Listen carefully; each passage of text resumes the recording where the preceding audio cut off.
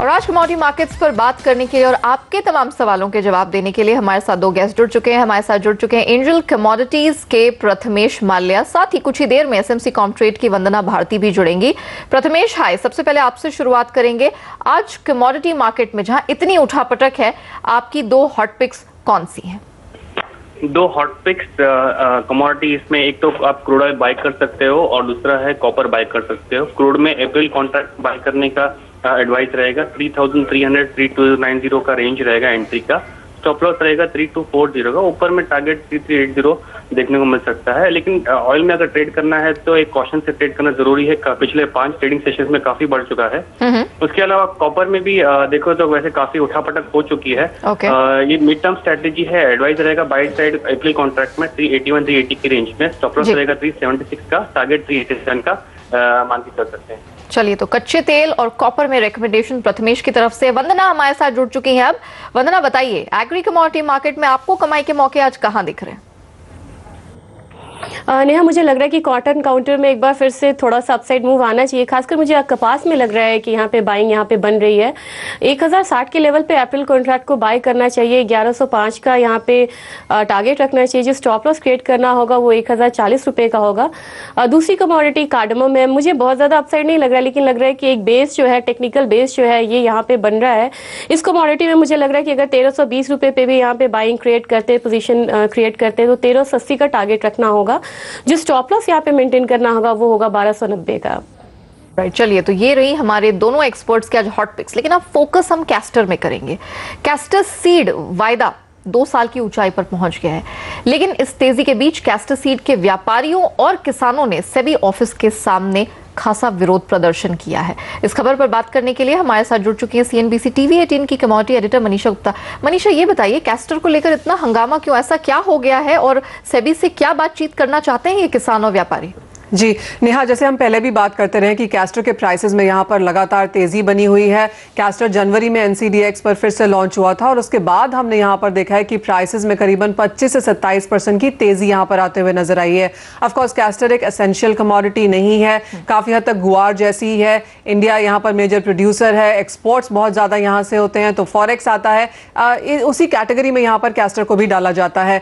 Output की अगर बात करें तो नीलसन की रिपोर्ट के हिसाब से इस साल आप 25% कम उत्पादन देख रहे हैं, 1.07 लाख टन जैसा। तो उस वजह से यहाँ पर फंडामेंटल्स तेज हैं, एक्सपोर्ट ज्यादा होने की उम्मीद है, तो उस वजह से यहाँ पर प्राइसेस चढ़ रहे हैं। अब यहाँ पर हमने देखा सेबी या NCDEX की तरफ से 20% एक्स्ट्रा स्पेशल मार्जिन सिर्फ बाइंग साइड पर लगाया गया और उसकी वजह से प्राइसेस में यहाँ पर गिरावट भी देखने को मिली। जैसे ही प्राइसेस में गिरावट आई, हमने अच्छी खासी खरीदारी यहाँ पर स्पॉट मार्केट में और फिर से फ्यूचर्स मार्केट में आते हुए देखी है। तो फार्मर्स और ट्रेडर्स ये मानते हैं कि जो ये गिरावट आई है, ये कुछ लोगों को खरीदारी करने देने के लिए शायद आई थी, तो ये उनकी यहाँ पर समस्या है और इसी के लिए बात करने के लिए वो आज यहाँ पर NCDX और सेबी को भी मिल रहे हैं। उनका यही कहना है कि ये एसेंशियल कमोडिटी नहीं है, शायद इसके ऊपर मार्जिन नहीं लगाना चाहिए और उसी के चलते, इसी बातचीत के चलते आपने देखा है कि कैस्टर में अच्छी खासी तेजी हमने आज यहाँ पर फिर बरकरार होते हुए देखी है। द पॉइंट ये है कि फंडामेंटल्स काफी स्ट्रांग है और किसान मानते हैं कि इतने टाइम के बाद अच्छे भाव मिल रहे हैं, तो उसे शायद फिलहाल कर्ब नहीं होने देना चाहिए। ऑलराइट, तो जाहिर तौर पर किसान व्यापारी काफी परेशान है, क्योंकि 24 तारीख को यहाँ पर मार्केट क्लोजिंग के समय ये ऐलान कर दिया गया कि इसकी खरीद की सौदों पर 20% का स्पेशल मार्जिन लगाया जाएगा, जो सोमवार से लागू होगा। तो जाहिर तौर पर किसान और कारोबारी काफी परेशान है, क्योंकि उन्हें यहाँ पर पैसे जुटाने का बैंकों में मौका नहीं मिल पाया और इसकी वजह से वो काफी नाराज यहाँ पर दिख रहे हैं। मनीषा, शुक्रिया इस जानकारी के लिए। वंदना को इस चर्चा में शामिल करूंगी। वंदना, कैस्टर की कीमतों में तेजी है, फंडामेंटल्स पूरी तरह से सपोर्ट कर रहे हैं, सप्लाई साइड कहा जा रहा है कम है, एक्सपोर्ट डिमांड जबरदस्त निकल कर आ रही है। इन सब फैक्टर्स को देखते हुए और जो लेटेस्ट डेवलपमेंट हुआ, NCDX की तरफ से मार्जिन लगना और अब ये विरोध प्रदर्शन, ऐसी स्थिति में और इतने ऊंचे भाव पर आप अपने क्लाइंट्स को क्या सजेस्ट करेंगी इस कमोडिटी में?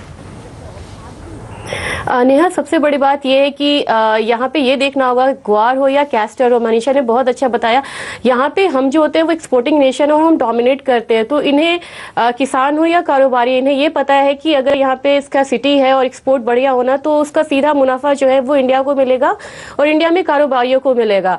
तो उन्हें ये पता है कि दूसरी जो कंट्री, क्योंकि कैस्टर की अगर बात करें तो मेरे ख्याल से 60-70% जो है वो इंडिया यहाँ पे प्रोड्यूस करता है और एक्सपोर्ट भी करता है यहाँ यहाँ से। और जिस तरीके से ग्वार है, ग्वार में हम मेन यूज़ देखते हैं कि ड्रिलिंग वगैरह में होता है ग्वार गम में, कैस्टर का जो यूज़ है वो इससे ज़्यादा बड़ा है। तो मेरे ख्याल से जो एक्सपोर्ट डिमांड है वो यहाँ पे ज़्यादा निकल के आने वाले हैं। यहाँ पे शार्प मूव आ रही थी, कहीं पे भी डिप नहीं आ रहा था प्राइसेस में, और लगातार एक तरफा हम राइज देख रहे थे। एक्सचेंज ने इसको रोकने की कोशिश की है, लेकिन मेरे ख्याल से फंडामेंटल अभी सपोर्टिव है।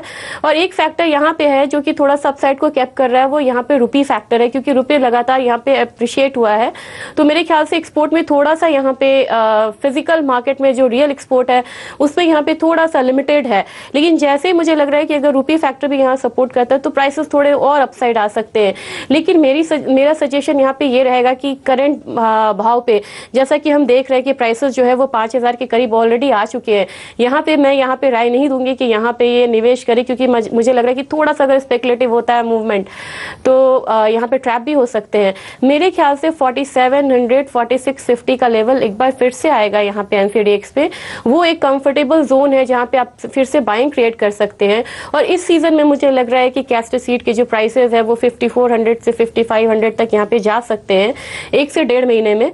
तो मैं यहाँ पे ये राय दूंगी करेक्शन का वेट करें, 4700 4600 का वेट करें, टारगेट थोड़ा लंबा रखें, यहाँ पे 5400 का रखें, और जो स्टॉप लॉस यहाँ पे मेंटेन करना होगा वो 4300 का होगा। लोगों ने पोजीशन खड़ी कर रखी, क्योंकि कई किसानों का भी सवाल आता है कि हमारे पास यहाँ पर फिजिकल में माल पड़ा हुआ है, तो उनको आप क्या रिकमेंड करेंगे? क्या कुछ पोजीशन हल्की कर सकते हैं या अभी भी बने रहें? मेरे ख्याल से नेहा कुछ पोजीशन हल्की करनी चाहिए यहाँ पे, क्योंकि किसान है तो उन्हें न्यू क्रॉप के लिए भी अपने गोडाउन्स को फिर से खाली करना होगा। और जिस तरीके की मूव आई है यहाँ पे, मतलब 3000 3200 3500 के लेवल से एकदम से बहुत अच्छी मूव आई है यहाँ पे, मेरे ख्याल से अच्छा खासा मुनाफा मिल रहा है। पूरी पोजीशन खाली करने की सलाह मैं इसलिए नहीं दूंगी क्योंकि मुझे एक्सपेक्टेशन मेरी यहाँ पे यही है कि प्राइसेस और अपसाइड की तरफ जाएंगे। तो कम से कम वो एटलीस्ट 50% जो माल है अपना वो यहाँ पे रिलीज करें मार्केट में, स्पॉट मार्केट में, और 50% को होल्ड करके रखें, क्योंकि उनकी जो कैपेसिटी होती है यहाँ पे वेयर हाउस उनको थोड़ा सा खाली करके रखना होता है नेक्स्ट क्रॉप के लिए। तो 50% को रिलीज करें, 50% को होल्ड करें। मुझे लग रहा है 1 से 1.5 महीने में उन्हें और अच्छा भाव जो है वो मिल सकता है। राइट, तो एस्टैब्लिश्ड है कि कैस्टर सीड की कीमतों में तेजी दिखेगी, 1 से 1.5 महीने में 5400 से 5500 जैसे भाव दिखेंगे। लेकिन रिस्क फ्री एंट्री के लिए आपको जरूरी है कि मौजूदा लेवल से 200 250 इनफैक्ट 300 रुपए तक की गिरावट आए, 4600 के आसपास आप एंट्री करें तो आपका रिस्क रिवॉर्ड रेशियो बेहतर बैठेगा। वंदना, ये तो हमने बात की कैस्टर की, लेकिन मसालों के बारे में आपका व्यू जानना चाहूंगी, क्योंकि कैस्टर की तरह मसाले, खासतौर से जीरा और कोरिएंडर, ये दोनों ऐसी कमोडिटीज हैं जो बड़ी रफ्तार के साथ ऊपर भाग रही हैं। धनिया 2.5 महीने की ऊंचाई पर है, जीरा में भी हम देख रहे हैं 1 हफ्ते ऊंझा मंडी बंद रही, आज खुली है और आज भी एक बेहतरीन अपसाइड यहां पर देखने को मिल रहा है। इस तरह की तेजी में जीरा और कोरिएंडर आप क्या सलाह देंगे? मेरा ज़्यादा जो कॉन्फिडेंस है नेहा वो जीरे में है, क्योंकि एक्सपोर्ट कमोडिटीज़ हैं। मैं कई बार बोल चुकी हूँ जो टर्की सीरिया है वो सप्लायर्स है, लेकिन वहाँ अनरेस्ट है। तो कभी भी जब डिमांड साइड आएगा वो यहाँ पे इंडिया की तरफ ही आएगा। दूसरी चीज़ ये है कि जो राजस्थान में रेन हुए, तो ये कह सकते हैं कि 50% तो हार्वेस्ट वहाँ पे हुए थे, 50% जो स्टैंडिंग क्रॉप थे उसकी क्वालिटी पे थोड़ा सा फर्क आ सकता है, क्वांटिटी पे नहीं। तो मेरे ख्याल से यहाँ पे ओवरऑल अगर सिचुएशन देखा जाए जीरे में तो थोड़ा सा यहाँ पे सप्लाई साइड टाइट हो सकता है, और ऐसे में अगर एक्सपोर्ट डिमांड ऑलरेडी यहाँ पे अच्छी आ रही है तो मेरे ख्याल से प्राइसेस जो हैं थोड़े से अपसाइड मूव जो है और देख सकते हैं। जीरा की बात करूँ तो मुझे लग रहा है कि 18,300 तक का टारगेट मैंने दिया था, लेकिन मुझे लग रहा है कि अगर आने वाले समय में ये मुझे एक्सटेंड करना होगा, मुझे लग रहा है कि प्राइसेस एक बार 19,000 तक भी यहाँ पे जा सकते हैं। लेकिन जिस तरीके से मैंने कैस्टर में बोला नेहा, मुझे लग रहा है कि यहाँ पे फिर से करेक्शन की तरफ ही वेट करना चाहिए। प्राइसेस अगर दोबारा 18,100 से 17,900 800 वाले रेंज में आता है, मैं बड़ा रेंज इसलिए दे रही हूँ क्योंकि एक दिन की इसकी अगर मूव होती है, अगर तेज मूव होगी तो 500-600 रुपए की होती है। तो 17,900 से 18,100 तक का जो रेंज है उसमें यहाँ पे बाइंग करना चाहिए, और मुझे लग रहा है कि टारगेट यहाँ पे थोड़ा सा लंबा रखना होगा, 18,800-900 तक के जो प्राइसेस है वो आ सकते हैं। कोरिएंडर में मुझे लग रहा है कि थोड़ा सा वन साइडेड रन है, तो यहाँ पे वेट करना होगा। और जहाँ तक कोरिएंडर की बात है, मुझे लग रहा है कि एक बार 7,000 तक के लेवल का वेट करना चाहिए, 7,000 से 7100 तक के लेवल का, और वहां पे फिर से निवेश करना चाहिए, क्योंकि अपसाइड आ रहे हैं। लेकिन अगर आप देखेंगे तो वॉल्यूम और ओपन इंटरेस्ट जो है वो थोड़ा सा यहाँ पे कम हो रहा है, और जितनी प्राइसेस बढ़ी हैं कोरिएंडर में, इस लेवल पे जो मंडी में जो किसान हैं वो वहाँ पे स्टॉक रिलीज करेंगे तो उसका जो इम्पैक्ट है वो फ्यूचर मार्केट पे आएगा और 500 रुपए तक की जो गिरावट है वो हम देख सकते हैं धनिये में आते हुए। ओके, चलिए, तो मसाले भी जबरदस्त दौड़ लगाएंगे, लेकिन जीरे पर बेट करके चल रही हैं वंदना। इन्हें लगता है 19,000 या उसके ऊपर के लेवल्स दिखेंगे। यहाँ पर भी वर्ड ऑफ कॉशन है कि आप मौजूदा भाव पर एंट्री मत करिए, बहुत टेम्पटिंग लग रहे हैं, लेकिन जरूरी होगा कि आप तकरीबन यहां से 400 से 500 रुपए के डिप का इंतजार करें, तब एंट्री आपके लिए सेफ होगी। धनिया में भी अगर आपको एंट्री करनी है, ऑल्दो अभी इसको लेकर कुछ अटकलें बाकी हैं, इसकी कीमतों में थोड़ा प्रेशर आ सकता है, लेकिन एक सेफ साइड एंट्री के लिए 7,000 का लेवल, यानी कि मौजूदा भाव से 600-700 रुपए की गिरावट आए तब एंट्री सेफ होगी। ये तो बात की हमने एग्री कमोडिटी मार्केट की, लेकिन अब नजर डालते हैं मेटल्स पे। मेटल्स में बड़ा इंटरेस्टिंग मूव दिख रहा है। सुबह से जब से मार्केट खुले हैं तब से लेकर अब तक उठापटक और बहुत तेज उठापटक देखने को मिल रही है। कीमतों पर नजर डालते, कॉपर बिल्कुल सपाट ट्रेड कर रहा है। आज दिन के दौरान इसमें बहुत ज्यादा उठापटक नहीं दिखी, लेकिन एल्यूमिनियम अभी 1/4% से ज्यादा की तेजी दिख रही है। इससे ज्यादा मूवमेंट हमने निकेल, लेड और जिंक में देखा। एक समय ये आधे % नीचे कारोबार कर रहे थे, अभी हम देख रहे हैं वापस से इसमें दबाव बना है। निकेल अपने आप को होल्ड करने की कोशिश कर रहा है, 1/4% की तेजी है। जिंक में हमने बहुत उठापटक देखी, कुछ समय पहले तक आधे % ऊपर था, 1/4% की ही तेजी है। आपको बता दें कि चाइना में त्योहार की वजह से आज उनका मार्केट बंद है, इसीलिए वहां से शंघाई एक्सचेंज की तरफ से कोई क्लैरिटी नहीं आपको मिल पाएगी, वहां पर कारोबार बंद है। हमारे साथ इस पर बात करने के लिए प्रथमेश माल्या बने हुए हैं। प्रथमेश, मेटल्स में इतनी उठापटक देखने को मिल रही है, इसके अपने फंडामेंटल्स क्या कर रहे हैं, इंटरनेशनल मार्केट से क्या संकेत है, हो क्या रहा है? मेटल्स एक ऐसा स्पेस है जो काफी हॉट रहा है और काफी मूवमेंट हो रही है, काफी वोलेटिलिटी भी दिखाई दे रही है। अभी काफी हद तक बहुत नीचे आ चुका है, जैसे कॉपर अब देखो 410 से 380 तक के भाव देखने को मिले हैं। एल्यूमिनियम वन साइड कंटिन्यूस तेजी बना रहा है, तो मैं समझता हूँ कि यहाँ पे अगर एंट्री बनाया थोड़ा सा रिस्क एक कॉशन मोड में रहेगा। एल्यूमिनियम पॉसिबल आपको करेक्शन दिख सकता है 128.30 से नीचे आने की उम्मीद है 125 तक। तो फिर यहाँ पे अगर बेस मेटल पे बाइंग स्ट्रेटेजी बनाना है, थोड़ा रिस्क रहेगा यहाँ पे, तो एडवाइजेबल ये रहेगा थोड़ा सा बेस मेटल से दूर ही रहे। अगर आपको सारे बेस मेटल्स में अगर किसी भी बेस मेटल में काम करना है तो सबसे बेस्ट पिक एक्चुअली अभी फिलहाल कॉपर में ही है, बिकॉज न्यूज सराउंडेड है, सपोर्ट है, वहाँ पे माइन चालू हो चुकी है। कॉपर के जो भी शटडाउन हुए थे, जो भी वेज इशू थे, वो भी रिजॉल्व हो चुके हैं। But near term strategy because काफी तोड़ चुका है, तो पॉसिबिलिटी लगती है यहाँ से 4 से 5 रुपए और उछाल मिल सकती है आपको 387, 388 के भाव वापस देखने को मिल सकते हैं कॉपर में। बट सारे बेस मेटल्स में अगर आपको कुछ करना है तो कॉपर ही एडवाइजेबल है, बाकी बेस मेटल्स को छूना एडवाइजेबल नहीं है, काफी अच्छे तरीके से वोलेटाइल रह चुका है। प्रथमेश, राइटली सेट की कॉपर में, क्योंकि यहाँ पर रिपोर्ट भी निकल कर आई है कि 6 साल के सरप्लस के बाद अब मार्केट में, ग्लोबल मार्केट्स में एक डेफिसिट बनता दिख सकता है। राइटली सेट पॉइंटेड आउट की कॉपर में यहाँ से मजबूती बनेगी, लेकिन जिंक और लेड के लिए भी तो डेफिसिट्स की बात हो रही थी, और चीन की तरफ से माना जा रहा था कि जो फैक्ट्री नंबर्स निकल कर आ रहे हैं, फैक्ट्री एक्सपेंशन के डेटा अच्छे निकल कर आए हैं। अमेरिका के भी ISM नंबर्स पर आज नजर रहेगी। क्या वहां से कोई क्लियर पिक्चर नहीं आ रही? वजह क्या है कि आप बाकी मेटल्स में इतने अंडर कॉन्फिडेंट हैं? बाकी मेटल्स में पॉसिबली अंडर कॉन्फिडेंस इसलिए है बिकॉज ये जो वीक है, start of the new quarter, start of the new trading week है। फर्स्ट पॉसिबल रीजन ये है। सेकंड रीजन ये है कि इस वीक में काफी सारी इवेंट्स लाइंड अप है।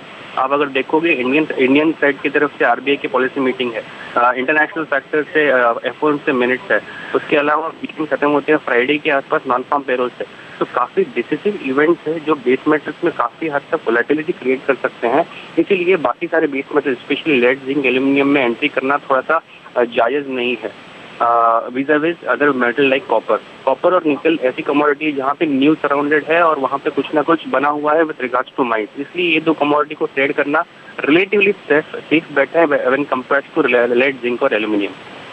चलिए, तो मेटल्स में अब क्लैरिटी नहीं बन रही है। पिछले कुछ क्वार्टर्स में काफी हॉट रहे हैं, बहुत अच्छी कमाई करा कर दी है। जिंक ने खासतौर से पूरे पिछले वित्त वर्ष में 66% का रन दिखाया है, टॉप परफॉर्मिंग कमोडिटी रही है, लेकिन अब ये थोड़ा कूल ऑफ मोड में है। फिलहाल क्लैरिटी नहीं है, ये हफ्ता एटलीस्ट निकलना होगा क्योंकि बहुत सारे यहाँ डेटा है। कॉपर एक बेस्ट बेट हो सकती है क्योंकि इसका एक डेफिसिट का मोड अब इस साल और अगले साल बनता हुआ दिख रहा है। तो फिलहाल मेटल्स में कोई लंबी पोजीशन बनाने से बचे, और कारोबार के लिहाज से कॉपर आपके लिए बेस्ट पिक हो सकती है। इंट्राडे के लिहाज से और कुछ दिनों के लिहाज से वो लेवल्स आपकी स्क्रीन पर 387 से 388 के टारगेट के लिए। हम रुकते हैं एक छोटे से ब्रेक के लिए। ब्रेक के बाद जब लौटेंगे हमारे दोनों एक्सपर्ट्स देंगे कमोडिटी से जुड़े आपके सारे सवालों के जवाब।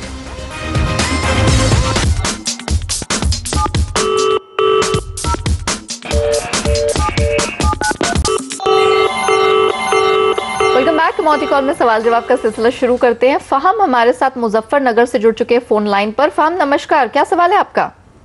मैम मेरे 2 क्वेश्चन है मैम। मेरा पहला क्वेश्चन है कॉपर पर। हाँ, क्या पोजीशन है? मैम मैंने कॉपर 3.50 से बाय कर रखा। ओके, और दूसरा क्या सवाल है फहम? मैम मेरा दूसरा सवाल है निकल पे। निकल मैम मैंने 732.50। ओके, काफी ऊपर के स्तरों पर अपनी पोजीशन खड़ी रखी है और जैसे कि हम बात कर रहे थे प्रथमेश से, मार्केट काफी रिस्की हो गया है। पहले कॉपर के बारे में बात करेंगे प्रथमेश। कॉपर 2 लॉट 403 रुपए 50 पैसे पे बहुत ऊपर इन्होंने लिया है। कोई भी स्कोप है इनके कुछ प्रॉफिट्स में निकलने का?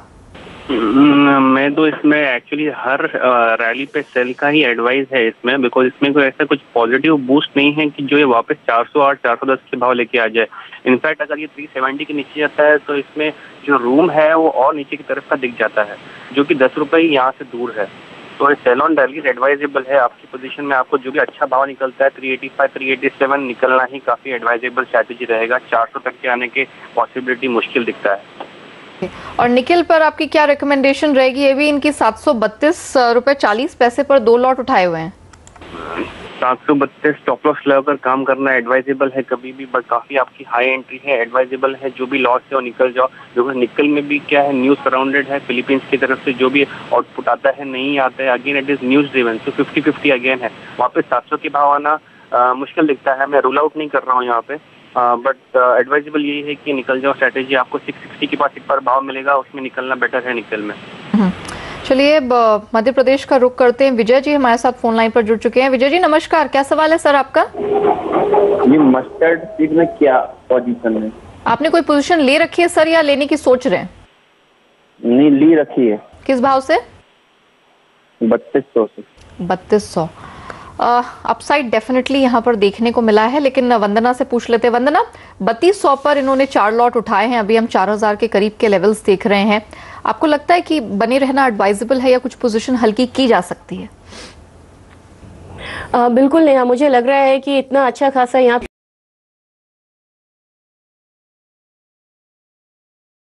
मुनाफा इन्हें मिल रहा है और बहुत अच्छे लेवल्स पे इन्होंने बाइंग करी है।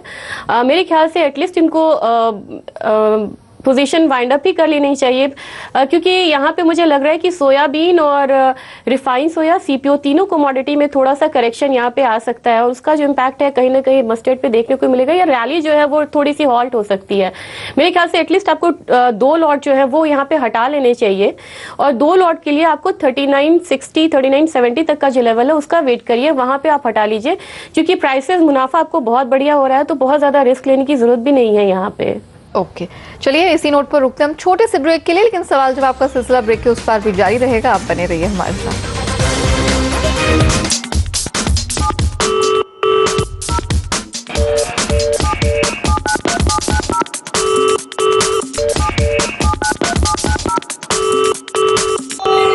राजस्थान का रुख करते राजेश जी फोन लाइन पर जुड़ चुके हैं। सर नमस्कार, पूछिए अपना सवाल।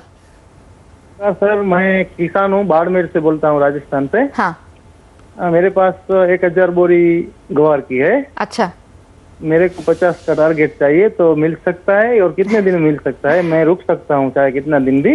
ओके, ग्वार की कीमतों में तो जबरदस्त तेजी आते हुए देखी है हमने। अब ये साहब 5000 के लेवल का इंतजार कर रहे हैं। क्या लगता है वंदना, रुकना चाहिए इनको? मेरे ख्याल से यहाँ इन्हें थोड़ा सा वेट करना चाहिए। मैं 5000 फिलहाल नहीं बोल सकती हूँ, लेकिन मुझे लग रहा है कि 4500 से 4600 तक का जो लेवल है वो यहाँ पे आ सकता है। अगर मंथली चार्ट पे देखें तो एक ब्रेकआउट है यहाँ पे और मुझे लग रहा है कि कंटिन्यूसली 3rd मंथ हम देख सकते हैं इसमें एक अपसाइड आते हुए। दूसरी चीज ये है कि एक्सपोर्ट डिमांड यहाँ पे बढ़ के आया है, तो मेरे ख्याल से उसका भी एक इम्पैक्ट आएगा। ड्यूरेशन जो रहेगा ये 4500 से 4600 लेवल का, ये मेरे ख्याल से 2 महीने तक का रहना चाहिए, तो होल्ड करें और 46-4500 के लेवल पे एक बार निकले।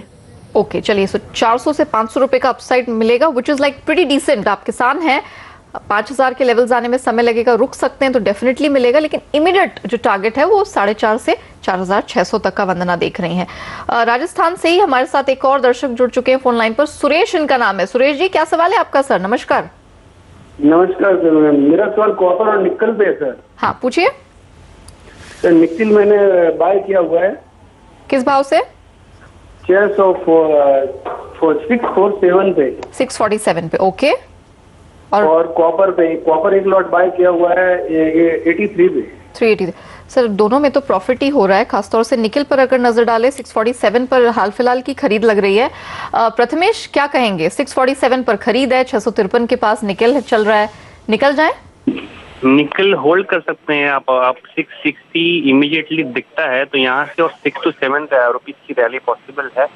कॉपर में थोड़ा सा डाइसी है बिकॉज 388 तक तो मैं देख रहा हूँ, बट जैसे ही 380 के करीब आता है ये काफी लो लेवल है जहाँ से टर्निंग पॉइंट्स और रिवर्सल बोल सकते हैं। तो कॉपर में एडवाइजेबल है, आप अगर थोड़ा सा लॉस ले सकते हो तो कॉपर में एग्जिट करना बेटर होगा। ऑलराइट, चलिए इसी के साथ कमोडिटी कॉल में वक्त यहीं समाप्त होता है। वंदना, जाने से पहले आपके डिस्क्लोजर। ये स्नेहा, यहाँ पे मुझे लग रहा है कि कंपनी में मेरी स्ट्रैटेजी पे कुछ पोजीशंस क्रिएट किए जा सकते हैं। ऑलराइट, प्रथमेश आपका डिस्क्लोजर। जो भी स्ट्रेटेजीज दी हैं उसमें हमारे क्लाइंट्स की पोजीशंस हो सकते हैं। ऑलराइट, प्रथमेश, वंदना, बहुत शुक्रिया समय निकालकर हमारे साथ जुड़ने के लिए और सारे दर्शकों के सवालों के जवाब देने के लिए। तो कमोडिटी कॉल में आज के लिए इतना ही, हमें दीजिए इजाजत, लेकिन आप बने रहिए, देखते रहिए CNBC आवाज। नमस्कार।